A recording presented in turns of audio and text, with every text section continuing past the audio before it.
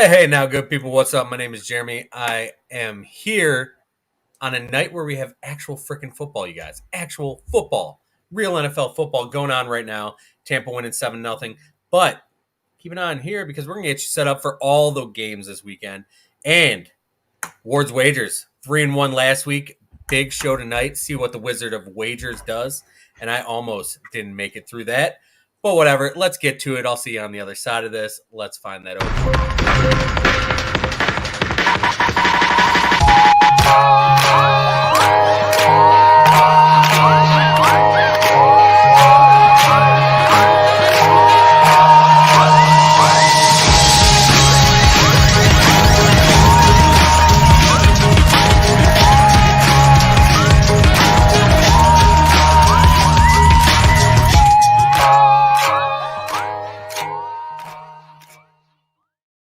What is up? Welcome in. This is a full coverage football show live here on StreamYard, live on Periscope, live on YouTube, and live on our Facebook page.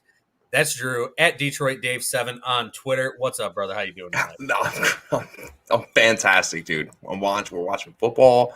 We get to, sit here and talk about football. I have no complaints in life right now. Dude, Michael Gallup, sweet feet, baby. Sweet feet. I don't know how caught up I am on the game here, if I'm even on live, but I just saw the Michael Gallup catch. Beautiful. Absolutely beautiful. Yeah. You're about to see a sweet CeeDee Lamb touchdown. Anyway, let's go. Let's get into it. Where do we want to start? Like, what are we seeing tonight in the game so far? Dak looks good. He does. Tom Brady, I don't know if you know this, but even in his 300 start, Tom Brady is still pretty damn good. And yeah, CD looking good on that touchdown catch. As I look down, I should probably fast forward a little bit ahead and catch up in the game. But Drew's always living in the future. Anyone who's ever watched the show knows Drew lives in the future. So, yeah. But what do you think about the Cowboys so far? They started their first possession on their own 2-yard line. I think Dak looks really good. I really do. I think everything that they've done offensively so far looks good. They were good defensively on the first drive. At the same time, we know how terrible their defense was last year. Historically bad defense. And Chris Collinsworth pointed out an interesting point, which he was slid right in to tell me about. They've been rotating linebackers, two pairs of linebackers the entire game, which you never see. You never see Parsons like basically and Neal, and then Jalen Smith and Leighton Vander Esch. Yep, it's like two different defenses rolling out. It is. So we'll see. I mean, I think these are two fun teams. It's good to see Dak Prescott back, right? That's what I take away from all this. I'm happy to see Dak Prescott back. I hate the Cowboys. I'm not a fan of the Cowboys. Never been a big fan of the Cowboys. But Dak's a good dude. And to see Dak back after 333 days, that's good to see. Absolutely. Dak with an absolute dart to CeeDee Lamb for that touchdown. Happy for Dak. Let's see what they got. Zeke looks tough. Kim chiming in. Zeke does look tough. That makes Drew happy. Got him in fantasy. How many teams you got him on this year? 2 of the 3 teams I have him on. 3 teams? Yep. So you're rocking the same way I rock Alvin Kamara. Yep. But we got real football back. We're finally here. The NFL season has finally started. And big news today coming out of Pittsburgh. We thought TJ Watt, everyone's talking, TJ Watt, what's going to happen? Are the Steelers going to give him money? And he gets 4 years, $112 million. What do you think about the TJ Watt deal? Well, I think the story of the whole thing is even better. Like, this shows you like kind of how agents just try to nickel and dime everything you can get. And that's their job, right? It's their job to go ahead and nickel and dime everything. But basically, it was 6 years, $100 million, which is enough money to live your best lifestyle for the rest of your life. And I think TJ Watt understood that to an extent, and he knew that it was eventually going to become a distraction in the locker room, and especially if he's not out there playing. So he basically went in and said, "Let's do the deal," and kind of said, "To hell with the agent." And it's just it's good to see because that team needs TJ Watt, and you clearly he wasn't one trying to be a distraction, but this is something that they really. At times we've heard that they were close, and then as recently as a few days ago, we were told they're worlds apart. So for me, it was they had to get it done. They just had to get it done. He's a top 10 to 5 player, not just defensive end or that's why I got the quarterback money. Yeah, and he deserves it. So good for them, and it had to be done. I mean, the best part of that story is he marches into the owner's office, like says, "Screw the agents right now." Says, "Listen, we can work this deal out right now. Let's just do this." And by the way, I got to dip. I got to go work out. Like that's kind of dude TJ Watt is. That's kind of guy you want to sign to these deals. Someone you know who, yeah, I'm going to sign this $100+ million deal, but then I'm going to walk out of here and I'm going to go work out because that's what I do to stay on the football field. TJ Watt, amazing player, absolutely amazing player. Deserves this. Good for him. Good money. Good for the Pittsburgh Steelers. Hate to see him stay in the division because I'm a Browns fan, but hey, It's kind of how it was like the Aaron Rodgers thing. It was Aaron Rodgers can go somewhere. you're happy for the dude at the same time because TJ Watt's a good dude, so I'm fine with that. So that happens. We're into real football. You want to start picking games? Yeah. Get it right off the bat. Let's get into it. Yeah, let's do it. This game, we both taking Tampa. It's 7-7 right now. It is. For the betting perspective, and I texted you earlier, I took Dallas +9 before this game started. So I do have that bet out there at this point. But yeah, I definitely think Tampa wins, but I think Dallas can cover. Yeah, I can see that. I'm going with Tampa as well. Now, for those who didn't pay attention to last year, we were both like 110-65 going into the final game of the year, which is the Super Bowl. I took Kansas City. Drew took Tampa. Won it all. Drew is the defending champion. I think 2 years in a row now. You are. Yeah, I didn't want to, boast or bring it up, but since you did, it's 2 years, soon to be 3, but 2 for now. Hey, we'll see how it goes. All I know is that I am the Atlanta Falcons of holding leads. You blew a 28-3 last year. Oh, you really did. You were dominating me the entire year. And I just started picking stupid ass games, just like because I had to. You would pick a game, and I'd be like, "Well, I'm going against him." Because I had to at that point, and we caught a heater, and we caught you in 1-by-1 game. Absolutely ridiculous, but congratulations to you on that. Let's make it a better year over here on my side. Speaking of the Atlanta Falcons, they're hosting the Philadelphia Eagles. Who you got in that game? Atlanta. Yeah, I mean, not that I don't have questions about Atlanta. Mm-hmm. I think Philadelphia I have way more questions on. One, their offense was pitiful last year, and you think Jalen Hurts is going to get better, but they still don't have tons of weapons. I mean, you bring in Devontae Smith, and I do like Devontae Smith, but Devontae Smith doesn't just completely turn around what was like Miles Sanders supposed to be breaking out and really just has a mediocre year at best. I have lots of questions about that offense. Meanwhile, we flip the script over to Calvin Ridley, Kyle Pitts, Atlanta's offense, and I think that they're going to be able to move the ball, and I just like Atlanta, especially at home. I'm with you on that. At Mercedes-Benz Dome, I'm taking Atlanta. Nothing to add except who's the running back for Atlanta? Are we trusting Mike Davis for the whole year? Yeah. You seen those quads? Yeah, I mean, he's second to say quads. Pittsburgh Steelers at Buffalo Bills. Who you got? Oh, Buffalo. Yeah. Nothing to add there. I mean, I really don't. Buffalo. Zach Wilson against Sam Darnold. Jets at Panthers to start the year. This one's interesting. Yeah, it is. It is. I'm going to take Carolina. I listen. Christian McCaffrey's back. I think Sam Darnold's kind of is the opportunity to kind of hit the reset button and kind of go and change things the way that was in New York. It was certainly rough on him, and when you have struggles like Sam did, where he was seeing ghosts and things like that, where they're not going to be kind to you as far as the national media and things like that. So I think you go down to Carolina, things are a little bit easier. There's a little less that's expected of you from the media perspective. And so I do think he has success. Now, I don't think they're going to be a playoff team, but I think they can beat the Jets, especially in Zach Wilson's debut. Zach Wilson's debut, absolutely they can beat the Jets. I'm going to go with you. On this side, I don't lose to you. I pick the same games as you every time. Yeah. We'll just Can't have lose the same record at the end.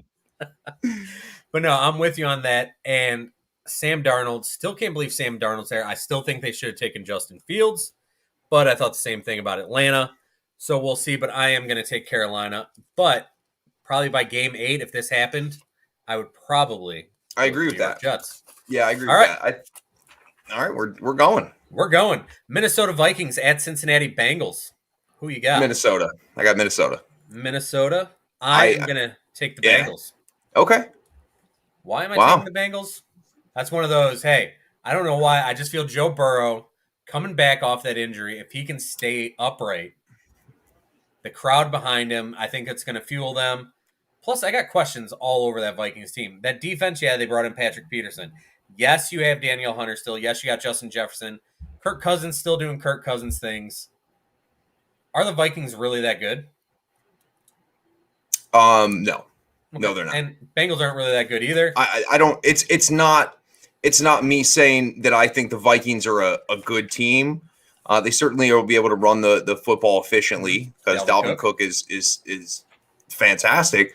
But I don't think Minnesota is some great team. I just think it's gonna take a little bit of time for things to get back, Joe Burrow to get back into gelling at game speed for at least the first few weeks, and we'll see what Jamar Chase does. And I mean, listen, they got a lot of fancy weapons out there. It's all about keeping Joe Burrow upright at this point, and it's not. I don't expect them to be great early on, but it's another team that I could see, continue to progress throughout the season. I mean, we've talked about the Bengals a lot during the offseason.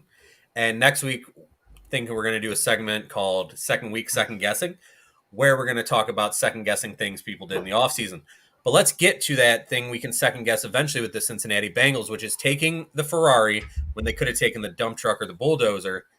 Jamar Chase dropped all kinds of balls during the preseason, and then he says, I don't remember his exact comments, but they were basically like the NFL ball is harder to catch or some crap. Harder to see, and it's bigger. Yeah. Okay. Harder to see, and it's bigger. Kind of contradiction to me, but hey, whatever. That comment apparently it doesn't have the lines around it. Okay, but you're right. In theory, bigger is easier to see. Yeah, you would think. But I mean, I get this kid, rookie. He took a year off. We all know he's a stud. We saw what he did as a freshman. Mm-hmm. But at the same time, dropping the balls in the preseason, I wasn't that worried about it. I took him in the second round of a fantasy draft. Had no problem with that. But that comment, I'm like, come on, man. Don't start making bullshit excuses like that. He's fine. The kid's fine. He will be fine. It's not Hopefully. A big deal. I mean, he took a year off football. It's all mental with him at this point. I mean, he can say that it's harder to see or whatnot. He's just dropped balls. And I mean, he could have came out and accepted and said, hey, listen, I've just been dropping the ball. It's something I'll get over. He decided to go with the bigger and harder to see route. But I don't. We see his talent. We know that he's not a huge separator as far as speed and getting separations from receivers. But he's a fantastic route runner. He's going to have a really successful career. And I'm going to try to use that excuse later on. Honey, trust me, it's bigger. It's just harder to see. San Francisco 49ers at Detroit Lions. I will. I'll let you take this one. Niners and Lions. Niners should win this one going away. But what are the Niners? What do we know about them? Last year we saw Jimmy G out. They struggled. They weren't very good. That's how you end up getting Trey Lance. Are they going to have a Trey Lance package that they put in, and is it going to throw Jimmy G off, or is this going to be Jimmy G's offense? We're going to get to finally see the run. They should win this game easily, but I don't know what to expect out of the Detroit Lions at this point either. This is a team built on competition all throughout the preseason. That's what their head coach wanted. He wanted tough. Grit.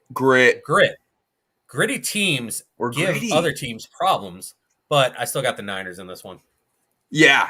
And listen, the Lions, it sounds like are going to be without Taylor Decker, who's arguably their best player.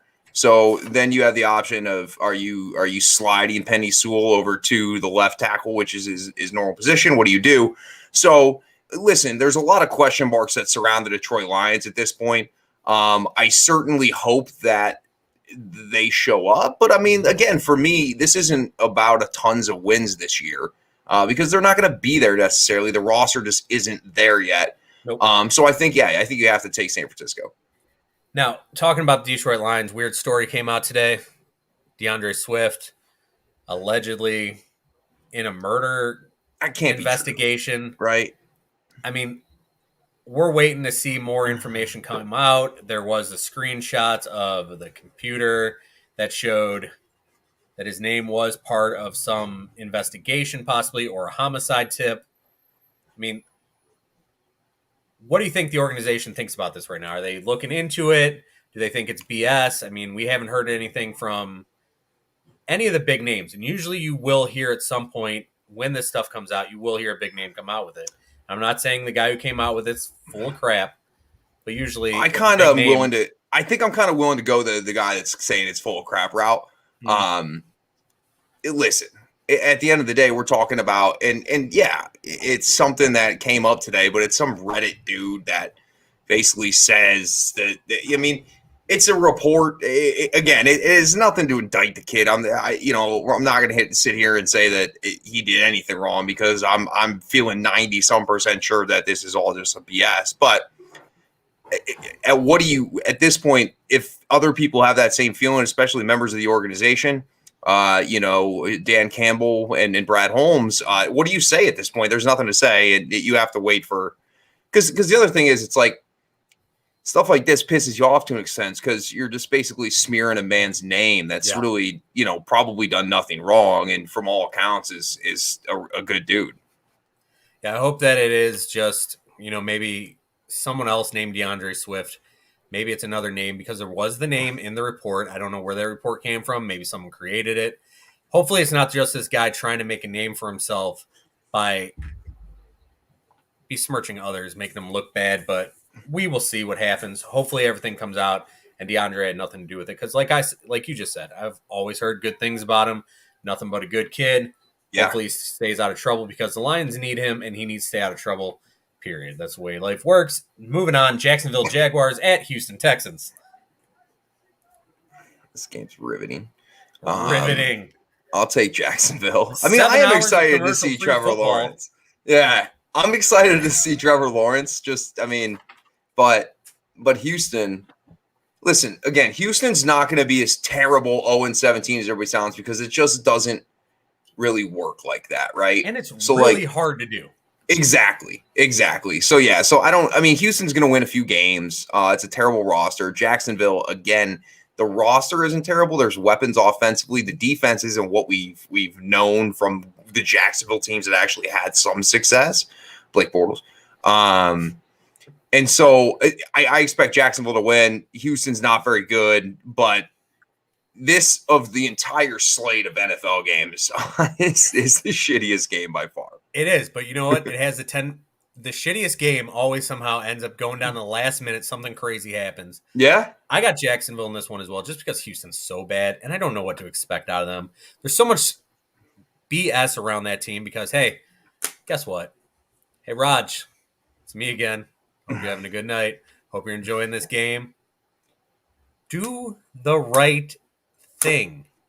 Please, for the sake of the Houston Texans, for the sake of Deshaun, allegedly Bill Cosby Watson, do the right thing. Put this man on the exempt list. Give the Texans a spot to put someone else on the roster other than Deshaun Watson, who we know isn't going to dress.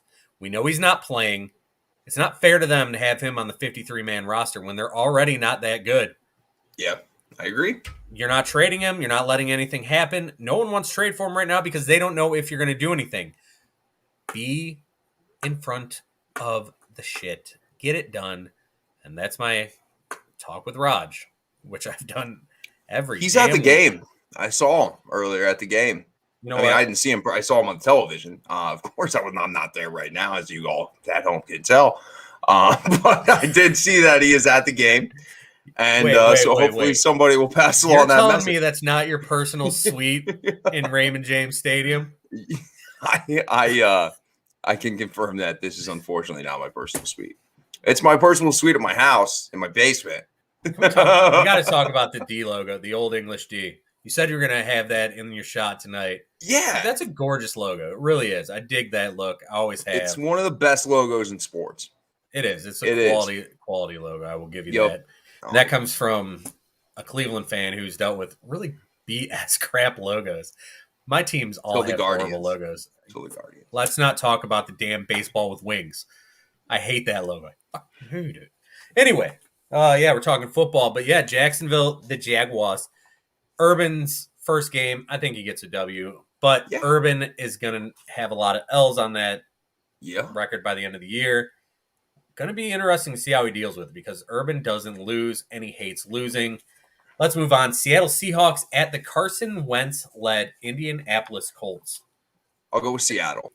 And here's kind of just a little reasoning behind it. Carson Wentz hasn't had a lot of time to be with this offense, right? If you remember correctly, Carson Wentz got hurt the first day of training camp, right? So and so he's been out. Quentin Nelson's been out. So these guys are just coming back again. I just feel like we talked about this with a couple other teams. I think the Colts are going to be a good team. I really do. They were. And I think some people are kind of down on the Colts, and I'm not real sure why. I think Carson Wentz is going to be solid. But I think you go with, Russell Wilson in what they're able to do. And I just think that they come in and on the road, even in Lucas Oil Stadium, and get it done. Let's not expect the MVP candidate Carson Wentz anymore. He doesn't need to be, though. He just needs to be like an above average dude. Play within yourself, Carson. Calm. Listen to Frank Reich. He's comfortable with Frank Reich. Do that. And let's talk Russell Wilson here. You brought him up. Russell Wilson, probably the most overlooked quarterback going into the season. He last year joined Peyton Manning as the only two quarterbacks in NFL history to throw 25-plus touchdown passes in 7 of their first 9 NFL seasons. 9 seasons he's already been in the league. This is his 10th season for Russ. Crazy to think it's been that long. And he just keeps going out there and dominating. Yep. And he's going to do it this weekend at Indianapolis. I think Seattle wins by double digits, but it could be a fun one. Arizona Cardinals at Tennessee Titans, another 1 o'clock kickoff. You're big on the Cardinals this year. I'm not as big on the Cardinals, as we learned last week from our mess of an episode where we were watching the Buckeyes game for more than probably 50% of the episode. But we disagreed on the Cardinals. You got them finishing first. I think they're finishing in last. How you feel about them going up against Tennessee? For us. Yeah, I think they're going to win. Listen, Tennessee's a good team. We've seen it. It's basically a Derrick Henry based team. It is. I think that they need to try to tweak down his volume slightly this year. I really do. The dude just ran the rock a ton over the last few seasons. Meanwhile, you look across to Arizona and, the addition of J.J. Watt, all the weapons Kyler Murray has. I think it's going to be a fun team. I think it's going to be a fast team. And so we'll see. In Cliff Kingsbury, he's not been great, right? But there's really no excuses at this point with the weapons that they have. And what Kyler Murray is, or what we think he is, which is just a kind of a quarterback that can do a little bit of everything, and especially use his feet to his advantage, and not even running, just being able to slip protections and get out of pass rushes to be able to give receivers time. Those things aren't built into every quarterback we see, so they're set up for success. I think they're going to have success, and so I'll go with Arizona. Kyler is fun as hell to watch. When you watch Kyler on the field, he looks like someone's little brother playing he does. with the big kids and dominating them because he's that damn good. My questions don't lie within Kyler. They don't lie within that defense on Arizona, because Arizona has one of my favorite players in the entire NFL in Budda Baker on that defense. That guy is fun as hell to watch. Big on him coming out of the draft. He was in my top 20 players, win the second round, I believe. Should have went higher, and he's proved that. Probably great name. Top 3 safeties in the league, if you ask me. Maybe not even third, maybe in the top 2. But it lies within Cliff Kingsbury. His offense was supposed to be amazing, but he hasn't adapted. I feel like he went the Chip Kelly route almost, where he came in, tried to keep doing the same stuff. Yep, square, a round thing and a square peg, whatever the hell. Exactly whatever you tried to say. Square, I know what you're trying peg. to say. But it just hasn't changed. And you saw that kind of last year where they struggled at times. They started out hot. They started out pretty good, and they kind of faltered down the stretch. People were trying to really figuring them out. Now you come into this season. Yes, you had A.J. Green on offense, J.J. Watt on defense. J.J. Watt and Chandler Jones, it's going to be scary. Now, we're not getting defensive MVP kind of J.J. Watt, but it's a guy who can extend his career in the desert, and playing across from Chandler Jones is going to take double teams away from him.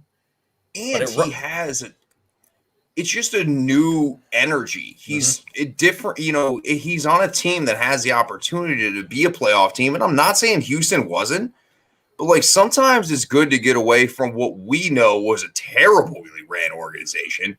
The Bill O'Brien era into whatever the hell they're up to now, signing Danny Amendola and stuff. I don't even know, what are they doing?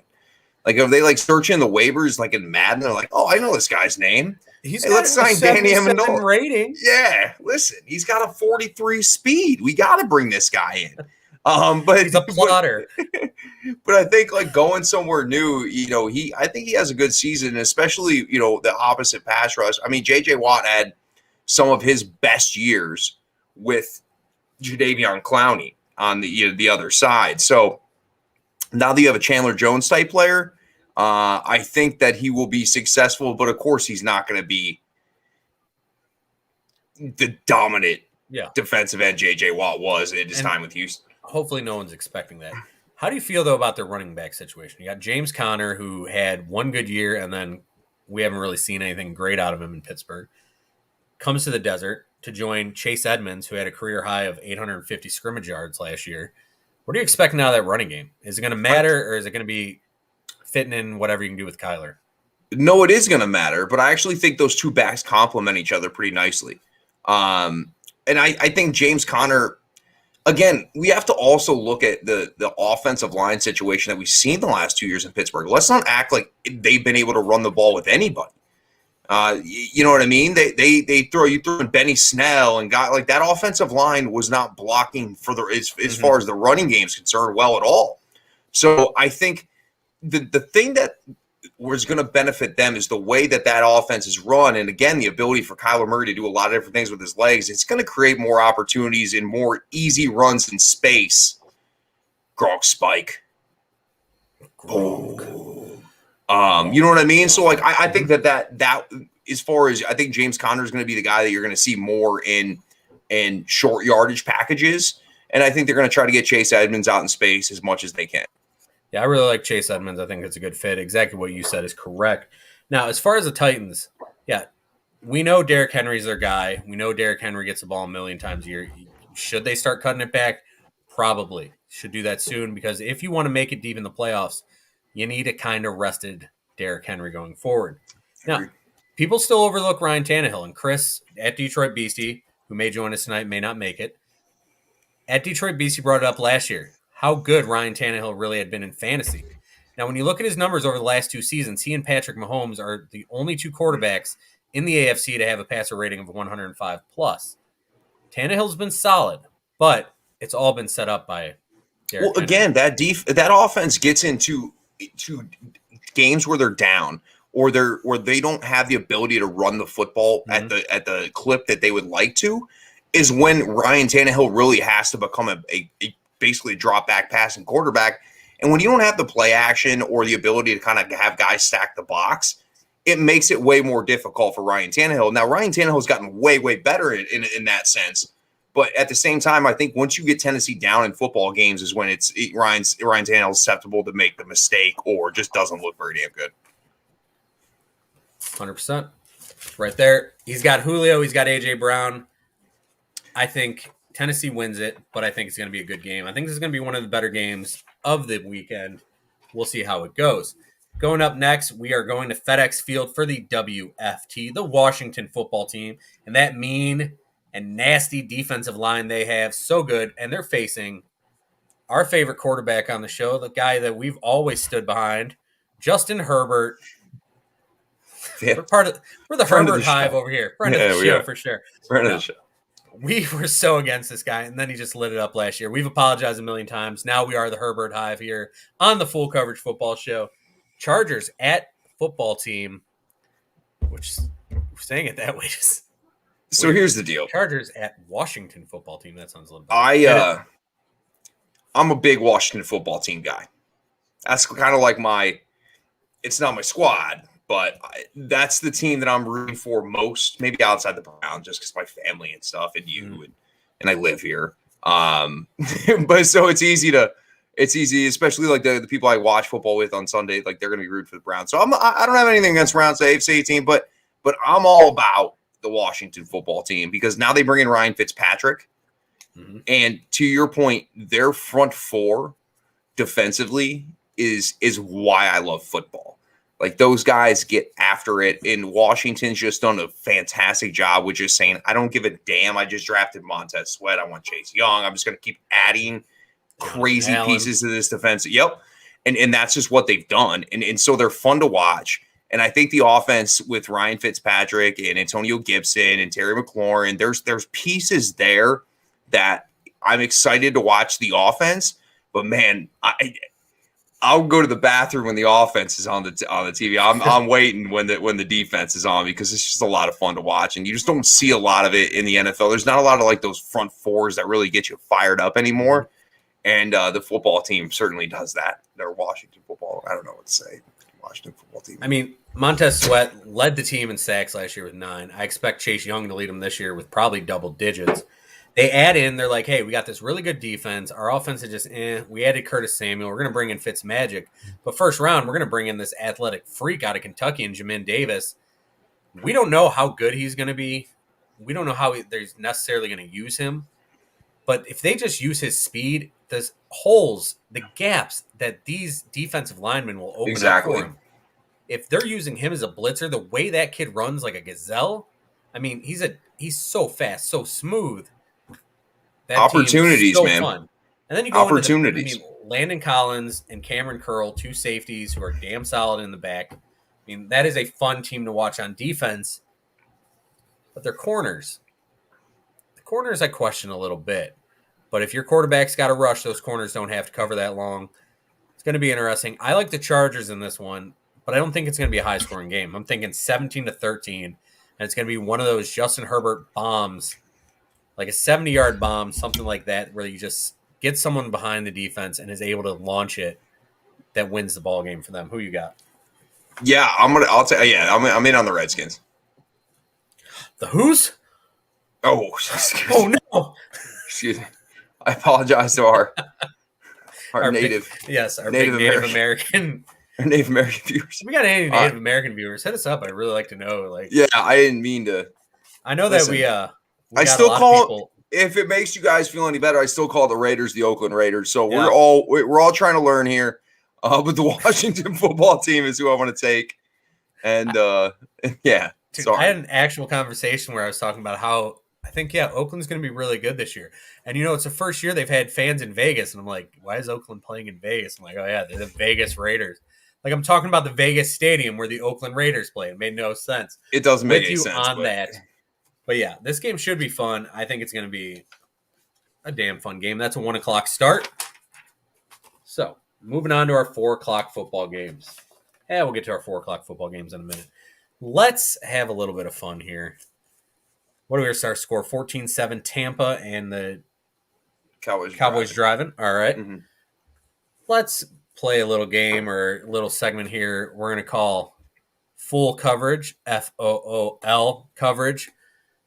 Brian Kelly, not a friend of the show. Someone who we have had no problem just ripping constantly. 1, we're not big Notre Dame fans. 2, we both think he's a douchebag. 3, confirmed.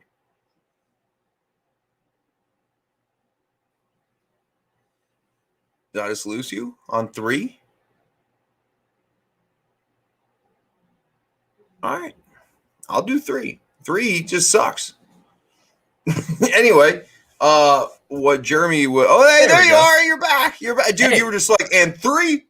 Yeah, we were both gone on my screen. I'm like, first you disappeared. I was still hanging out. Yeah. You were just frozen. Like, I kept talking just in case someone could hear us. But all of a sudden, you turned into a circle, and I'm like, okay. And then I'm like, are we not here? And then I turned into a circle, and I'm like, okay. People turned into circles. Brian Kelly sucks, though. Anyway, Brian Kelly's a douchebag. Then he has these comments. Let me know if you can hear the comments here. I'm going to try to play it. Game had it all. Yeah. What did you think of your team's ability to withstand Florida State's impressive comeback? Yeah, I'm in favor of execution. Maybe our entire team needs to be executed after tonight. This game had. So, yeah.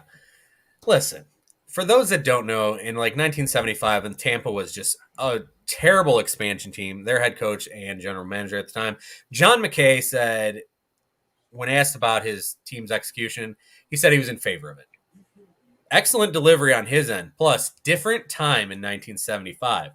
So now in the world of cancel culture, Brian Kelly, who I don't think could tell a knock-knock joke, I don't think he's ever laughed in his entire life. That's the kind of guy I think he is. Yeah. He decides to use that comment after his team beats Florida State and after This dude killed a kid basically at Notre Dame, had him up on the tower, on the lift during a windstorm, and the kid died. If I remember the whole story correctly. Either way, a kid died in his watch. Now you're saying you're in favor of your team's execution. What do you think about this, fool?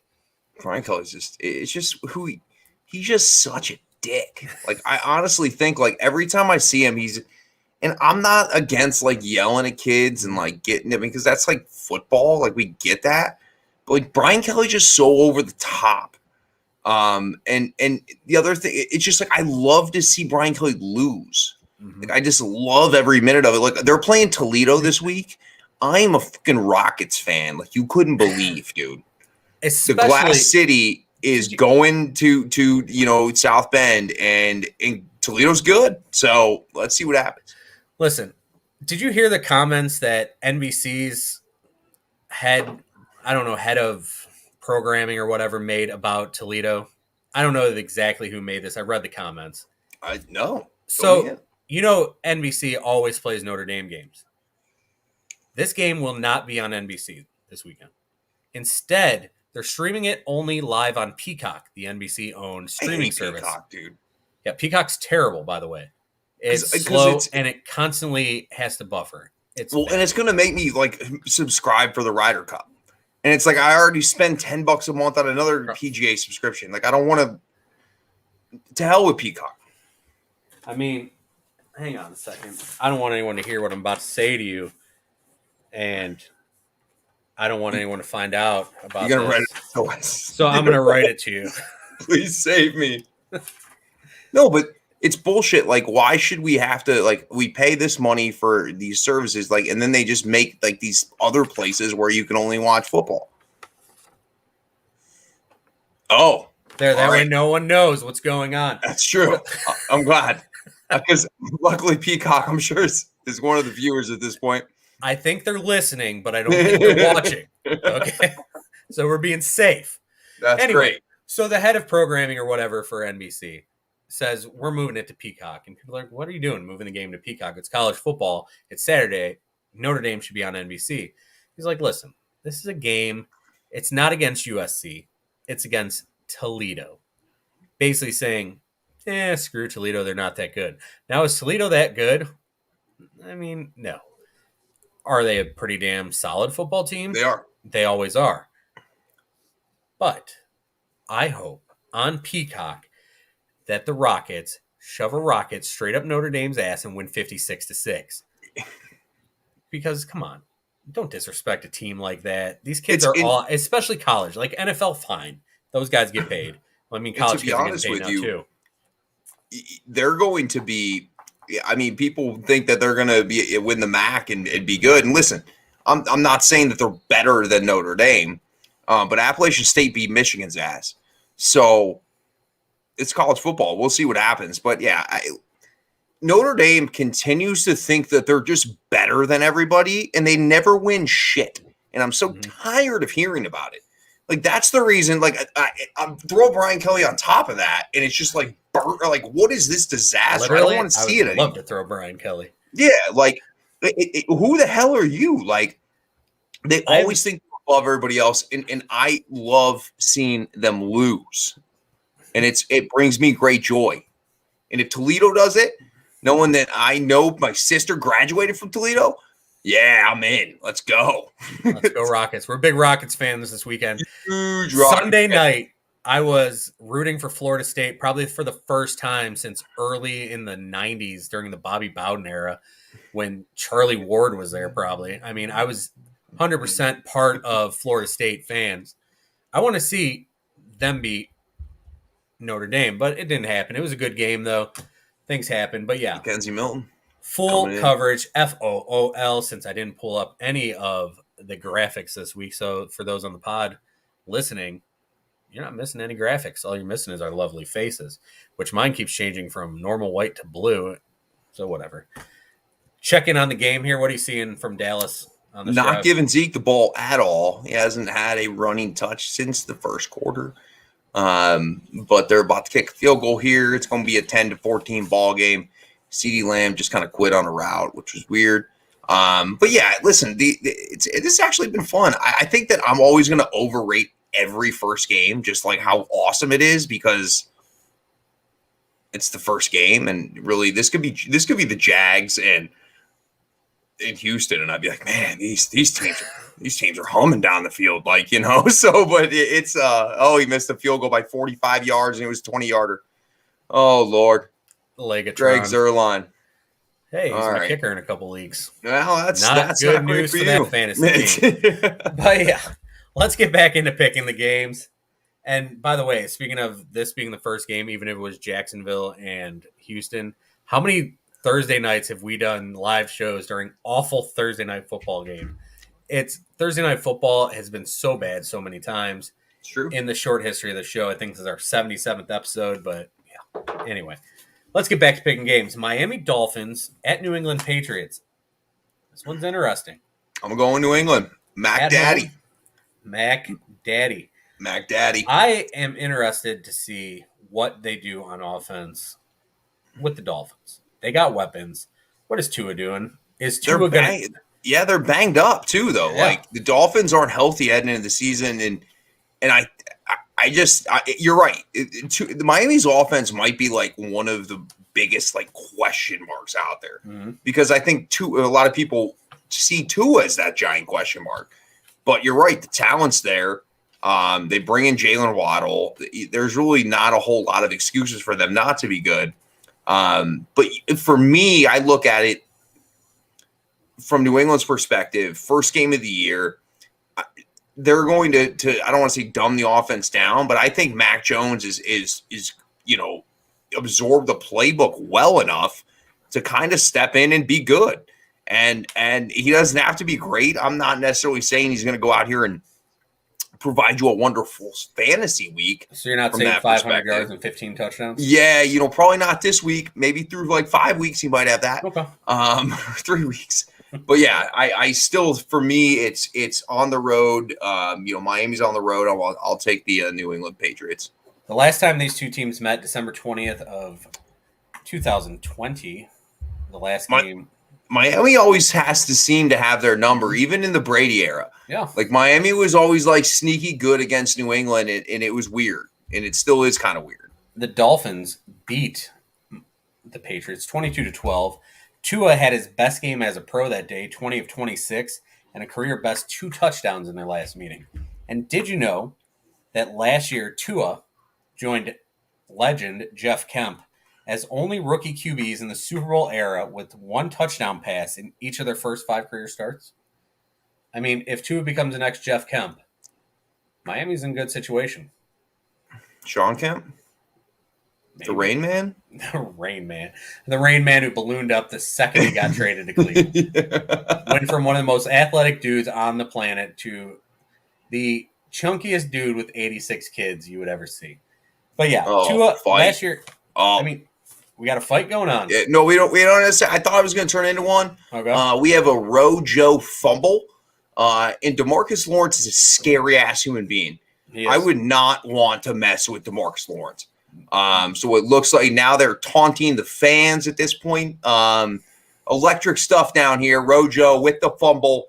It looks like, was that? Yeah, that's not great. That's a fumble, folks. That's going Dallas's way. What do you think about the single-digit numbers on defenders right now? I can't. It's messing me up because, like typically I can just be like, oh, I know who pretty much every single person I'm watching is, right? Like, anytime somebody makes a catch or whatnot, you're like, I know everybody I'm looking at. And then it's like Leonard Fournette comes out and he's like number 7. And I'm like, I get what that would be Leonard Fournette just based off college and whatnot. But I was like, it's just weird to see. Mm-hmm. Like seeing during the celebration, number 6 run out of the pile. I'm like, what the heck is going on? This is weird to see. Number 18. I mean, yeah. It's bizarre. I'm not used to it yet. I'm not like Tom Brady where I'm freaking out about it yet. And I'm sure if they lose this game, you can blame it on that. But by the way, Tom Brady's a great dude. Follow on any social media. Follow Tom Brady. Even though he used to annoy me, love him now. But yeah, I don't know who to take in this game. We're going back to Miami and New England here. I'm gonna screw it. I'll take Miami. Let me see Tua light him up. I want to see something good happen for Tua because I feel like he's just You see getting. Tua light him up. Tua deserves it Yeah. because not only has he been ridiculed, he's also been the guy that everybody thinks is going to, like, Deshaun Watson is going to be traded there. It's been the nonstop rumor that or the Eagles, and it's like he's had enough of that. Like, let the man go out there, let him rip it, and see what happens. Like, let him earn the spot at least. Yeah. Like, it's been 1 year, and it wasn't great, but I think that they definitely need to let him rip and see what happens. We're overrating. Like, yes, he wasn't Joe Burrow, he wasn't Justin Herbert, but he 14 touchdowns, 5 picks, 2,000 yards as a rookie. That used to be, wow, that's solid numbers. Now we're, yes. I also think people give him a hard time because Fitzy got pulled for him. Yeah. And there was no reason for Fitzy to get pulled for him. That's the thing I think people get upset about, because it's like, if you think about it, he all of a sudden people were like, didn't like him for that reason alone, and that's just unfair. And you know, Fitzy didn't lose that job at the time though, and there was like, of course, there's always going to be noise from the outside to play the young guy, but I think he was put in too early, and I think we have to give him an opportunity. We can't just write guys off. That, like, we stop doing that. Just saying a guy sucks after, like, 7 games or 8 games. It's like, we can't. Brother, preach it to the congregation. Let's hear it. Yeah.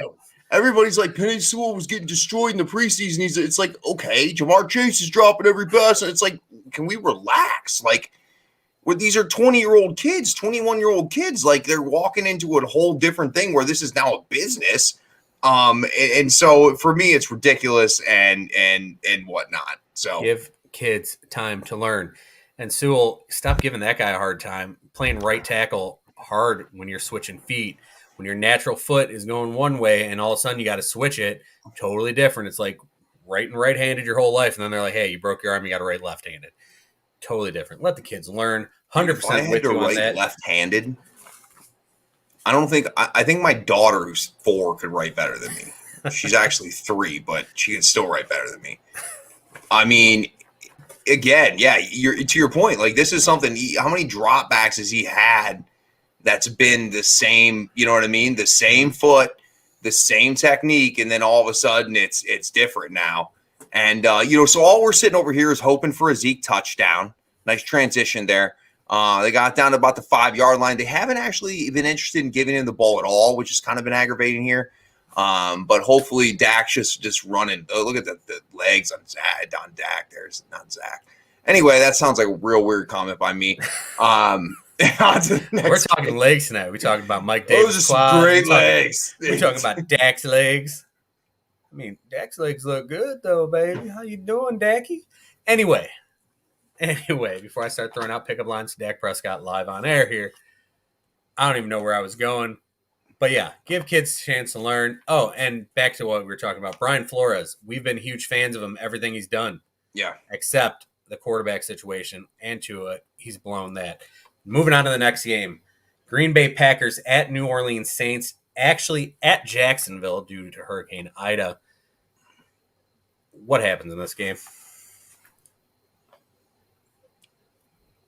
Is that my boy Coop with the touchdown? It is. That's good for me. Amari Cooper, not Amari, Jesus. Aaron Rodgers, Amari Cooper's not playing quarterback for Green Bay. Aaron Rodgers just picks up where he left off. I listen. I like Jameis. I think Jameis is going to be good for them, especially when we look at it from a fantasy perspective. He has LASIK now, and man, they missed the extra point. This has been a struggle for Greg Zuerlein. Yeah, he's eating dubs. Listen, and they have weapons to an extent. I know Michael Thomas is out, but Marquez Callaway rather has kind of bucked his head in the preseason. Deep threat. But I think I think this is going to be a big Aaron Rodgers year and a big Green Bay Packers year. As I said on the last show, I think Green Bay's in the Super Bowl. So I expect Green Bay to just kind of, and it's different if you're in the Superdome and there's tons of fans, but now it's certainly a disadvantage for the New Orleans Saints at this point. And yeah, I'm going with Rodgers. Green Bay, going with it. Denver Broncos at New York Giants, 4:25 kickoff at MetLife Stadium. Who you got in this barn burner?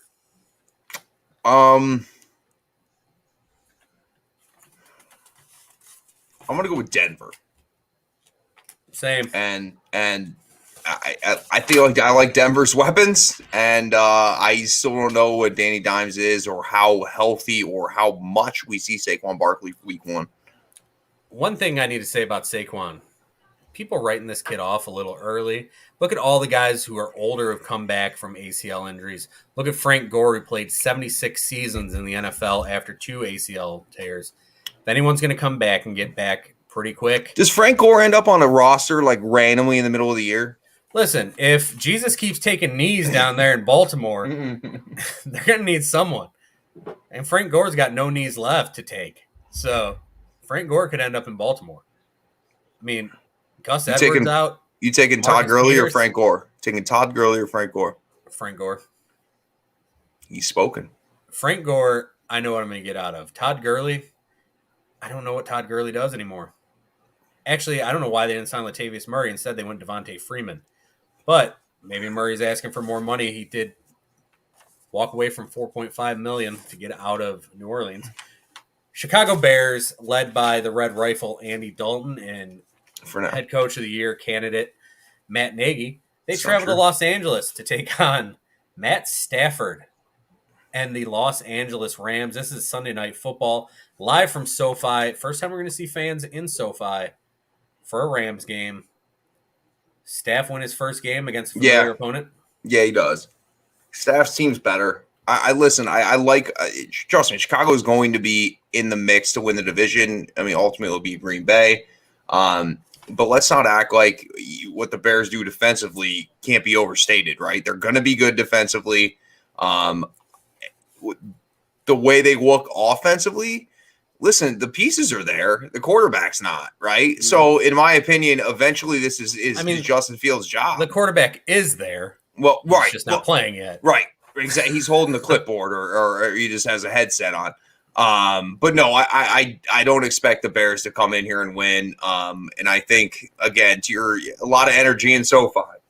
And I think Matt Stafford will be pretty solid. Oh, my God.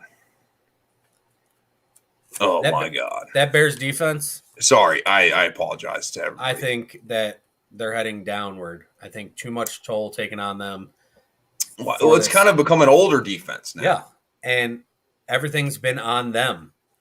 And did Zerline miss another kick? Is that what I was seeing? No. Okay. Tom Brady, well, in theory, he threw a pick, but it hit Leonard Fournette in the hands, and it just bounced up in the air, and That's because somebody that's wearing 7 now on. on defense, who I have no idea who it is, because he's wearing 7 now on defense. He made it. Trevon Diggs. Oh my God, guy! That's your boy Trayvon Diggs. Yeah, let's go. Yeah, he should have been taken earlier. He should have been taken from pick 19 to 32, not pick 46. Yep, it's true. And So, for anyone watching or listening to the show doesn't know what we're talking about, first year we did a full coverage football show, full live draft show, 4.5-hour show. By pick 19, That both was a of us long were show. slightly inebriated. Yeah. Slightly inebriated. I don't think we knew anyone else's name except for Trayvon Diggs. Because from 19 to 32, they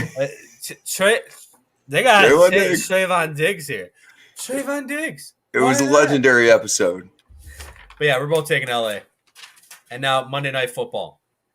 Baltimore Ravens and their no-need backfield led by their quarterback, who's really their best running back, Lamar Jackson. They traveled to Las Vegas Raiders led by Keyshawn Johnson's elite quarterback, Derek Carr. Who you got in this one? And don't watch First Take. We're better. Pay us the millions. We'd put on a hell of Derek a better Carr's show. top 5 quarterback, according to. And listen, you pay us millions, we'd actually pay attention more rather than watching part of these games. I'll go with Las Vegas, not Oakland. I will take Las Vegas in this game. I think again, I kind of like Derek Carr. I think Derek Carr's fine. They have weapons. Exactly. I mean, Fine. Darren Waller is going to Baller. be a baller. Sorry, they just tipped the ball. I got a lot of things going on in my head. He's going to be a baller. I listen. That's a surprise pick. But I think I just am here for Chucky. I'm here for it. I want to see Chucky succeed, and so Martin Mayhew's job is potentially on the line after this year, depending on what happens, and we'll just have to see. Yeah, I mean, they're going to blame Mayock for what's going on there if they don't win. That's going to happen, and I like Vegas to be in this game. I don't think they're going to win it. I'm going to take Baltimore. But you cannot discount that first live crowd there in Vegas finally. It's going to be rowdy. We're expecting it to be rowdy, but we don't know for sure. I mean, look at how rowdy Oakland was. Do Oakland fans travel because it's still the Raiders? Do they travel? I don't know, man. Those Oakland Vegas? fans are like something you see in your nightmares, though. Yeah.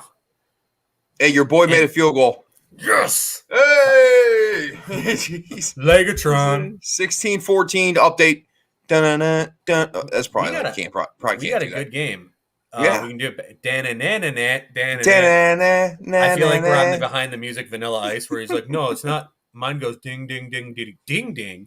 And theirs goes ding, ding, ding, diddy, ding, ding. I have no clue what you're talking about, but you just Vanilla Ice mentioned behind Vanilla the music. Ice, so Yeah, we got a Vanilla Ice reference on the show. yeah. It's good. Hold on. Now, for our final game of the week, it is our game of the week. It is my Cleveland Browns traveling to Arrowhead. You would pick the Browns for the game of the week. Hey, I didn't pick it. He did. There we go. I couldn't figure out my ways here. But anyway, Drew picked the game of the week, and I agreed with it. We were going to talk college football for the game of the week. I was slightly leading towards another one, but he's like, fuck them kids. Let's roll with the big boys. Yeah, it's NFL time now. NFL time. So, yeah, Browns traveling in to Arrowhead, which may be the best place to see a football game in the country. Do want to make it there eventually one day. Chiefs have won the last 3, including beating them in the playoffs in the last game that the Browns played last year. Different year, different teams. What are you expecting out of the Kansas City Chiefs in this football game? To be good. I mean, the offense to be humming. There's a lot of moving parts on Cleveland's defense, and we've referenced it. I mean, a lot of moving parts because the defense wasn't really good last year. There needed to be a ton of improvement. Clearly, we know the issues with the secondary and being the softest ass secondary the league's seen in 45 years. Yeah, yeah. And so you certainly turn to that. For me, it's tough for the Browns to go into Arrowhead playing a healthy Patrick Mahomes. Now, playing a Patrick, because Patrick Mahomes got hurt in their last, in their playoff affair. But for me, it's Cleveland has the better roster. They do. But I don't expect Cleveland to win this game necessarily. Okay. I will take Kansas City, but I think it's going to be a good game. And Cleveland can win this game. I just don't expect them to win this game. Oh, Antonio Brown, you filthy, filthy man. Good Lord. He's going to be so good. Take care of y'all chickens. Take care of them. Y'all chickens. Not just for farmers. Anyway, yeah, you're right. The Browns do probably have the better roster. They have one of the best rosters in the entire NFL. We said that last week when I said I wasn't picking them to necessarily win the division. But, yeah, AB is sick, man. He's just sick. But I'm loving me some AB. I didn't even play him, but he's on my bench, and he's just warming the bench up. Yep. He's a good camaraderie guy on there on the bench. And it's the fact that him and Tom have that connection. They do. I haven't seen a lot of Mike Evans tonight, which is super weird. They force fed him on the first drive, and then I haven't seen him since. It's been Chris Godwin and AB. Mike Evans and Zeke disappearing. We MIA, witness protection. What's going on here? Anyway, for the Cleveland Browns, a lot of moving parts on defense. You hit it. But a lot of moving parts on that offensive line for the Kansas City Chiefs, starting 3 rookies possibly on the offensive line. That offensive line against a defensive line that includes Jadeveon Clowney and one of only 3 players to have 10-plus sacks in each of the past 3 seasons, joining T.J. Watt and Aaron Donald and Myles Garrett. He's a crazy person. He's an alien. He's not real. I mean, he's not. 6'6", 290, jacked, ripped, ready to roll. Fast. And if he doesn't get COVID last year, he probably gets 18 sacks. That's how good he was playing. That COVID took a lot out of him. You saw it in the playoff game against the Chiefs, where he was just running the sideline, just getting oxygen whenever he could. Now, the Cleveland Browns come in 100% healthy for the first time, I think, ever as a Browns fan. I've seen this. What do we expect out of Odell Beckham Jr.? Hard to say. Coming off an ACL injury or Achilles injury. I can't even remember what he hurt. Anyway, it was a leg injury. He was out, disappeared, and the last year, Baker got better without him. Baker, for the first time in his career, going into the same offense 2 years in a row. You have Nick Baker's Chubb. offense now. You have Kareem Hunt. It is Baker's offense now. Does he feel comfortable with OBJ on the field to not have to force feed the ball or feel he has to look that way at all times? Big thing to look forward to early. Browns have weapons all over the place. All their starters coming back. The Browns will be in this game, but baby steps. They're good. Kansas City's better right now. And I hate to say that because I would love to see the Browns win. Yes, they have a chance to win. I'm with you on that. But I don't think they do. I think it's going to be close. 31-28 kind of ball game. Maybe 32-27, something like that. Pat Mahomes is the highest paid player in football for a reason. He is that damn good. He went to the perfect situation. Everything worked out well for him. Andy Reid's a hell of a football coach. Kevin Stefanski, also a hell of a football coach. This should be the game of the week. It should be a barn burner between two really good football teams, both offensively and defensively. And I think a big key to this game right now, as of right now, Tyrann Mathieu has not passed COVID protocol. We don't know his status. If the Honey Badger isn't available, I think the Browns will win this football game. That's what a difference I think he can make. I agree with that. I mean, certainly make a difference, but yeah, we'll see, man. It'll be a good. I wish it was a 1:00 game. I do, although it definitely deserves like the smaller window. But and this is let's see who we got on this. We got the Jim Nance, Tony Romo, Tracy Wolfson. I thought so. That's who it is. You got the big boys and girls. Big boys are out. Nick Chubb. Let's see what he can do. Plus, you got both running backs there in Kansas City in Darrell Williams and Clyde Edwards-Helaire. Both of them dealing with injuries. We'll see what they do. But I'm going to take Kansas City. Unfortunately, I hope I'm wrong on that one. Let's move on to the reason you guys are all here. The biggest part of the show. I'm going to pull up the banner for this one because why not? Ward's Wagers, sponsored by Latani CBD Olive Oil. To order, call 440-479-4832 or email anandamidej@gmail.com. Great olive oil. I just made some stuff with it not that long ago. I'll post a picture of that on Twitter to show you what I made with it. But 3-1 last week. And we got to bring back the money. Here we go. Money talk. Here comes the money. That's right. Ward's Wagers. It is the NFL debut of Ward's Wagers for the 2021 season. What do you got for us, brother? Yeah. So a lot of the stuff we talked about earlier, I'm going to take Green Bay -4 at New Orleans. Again, it's certainly a disadvantage for New Orleans not to be playing in the Superdome. They bring in a new quarterback. 69% of the public is with Green Bay and with me on that one. So the second one we'll go to is I'm taking Arizona +3 at Tennessee. Listen, I'm definitely on the wrong side of the public on this one. 62% of the folks are taking Tennessee. I just think there's lots of weapons there, lots of speed for the Arizona Cardinals. So I will take Arizona. Miami at New England. New England giving up a field goal. I will take New England. Again, I think Mac Jones just fits in here perfectly. I think the public agrees with me. They're at 66%. And the Dolphins are somewhat banged up to an extent going into this game. So we'll see what happens with that. And then the fourth and final Ward's Wager here of the week. Philadelphia travels to Atlanta. I'm going to give up the 3.5 that Atlanta is putting down. We'll take the Atlanta Falcons. This one's pretty much 50-50 with the public. So this is kind of a pick 'em. But I do feel like the Eagles' offense isn't that good. The addition of Kyle Pitts with Calvin Ridley on the ascent that he is as a wide receiver in this league. I think Atlanta has a little too much firepower, and so those will be the 4 this week. Take it. 3-1 last week. Kicked ass last year after a slow start due to COVID. Year before, unstoppable. I think you had a 68% winning percentage, higher than almost anybody I looked around and saw. But Ward's Wagers, if you want to make the money, if you're going to lay that bet down, if you're going to take the DraftKings deal where you put down $1 and they'll give you like $200, listen to Drew because you're going to keep that money. You should do that. Hashtag Ward's Wages on Twitter. Just hit him up and ask him. He'll give you. Also, if you need golf lessons, man of many talents over there. Hit him up on Twitter. Slide in them DMs, baby. And what you got going on as far as your golf shows coming up? No, I mean, I think we're back next week. This is the 1 week of the PGA calendar where there's actually no PGA golf, right? So we finished up at East Lake, and so now we're heading into the next season, which is technically the 2022 season. And so we got some good stuff coming up. The Approach podcast, powered by Fanshare Sports, and so we're heading to the Ryder Cup next week. And so it will, 2 weeks, I think 2 weeks. Anyway, Ryder Cup's coming up. And so golf will be ramped right back up after a week off. Fantastic to hear. I won't even put that one up yet because I got to switch it since we're never on at 8 o'clock due to my weird ass work schedule lately.